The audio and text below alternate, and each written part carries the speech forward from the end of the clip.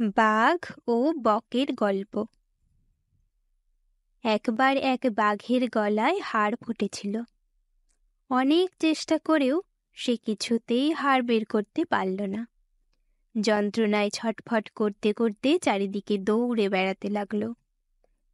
যাকেই দেখে সামনে তাকেই বলল, ভাই, তুমি যদি আমার গলার হাড় বের করে দাও তাহলে তোমায় বকশিশ দেব, আর চিরকালের জন্য তোমার কেনা হয়ে থাকবো। শেষে কেউ রাজি হলো না, কিন্তু এক বক বকশিসের লোভে রাজি হলো। সে বাঘের মুখে তার লম্বা ঠোঁট ঢুকিয়ে দিয়ে হাড় বের করে আনলো। বাঘ সুস্থ হয়ে গেল। বক তখন বাঘের কাছে বকশিশ চাইল। এ কথা শুনেই বাঘ দাঁত কড়মড় করে আর চোখ লাল লাল করে বলল, ওরে উজবুক, তুই বাঘের মুখে ঠোঁট ঢুকিয়ে দিয়েছিলি।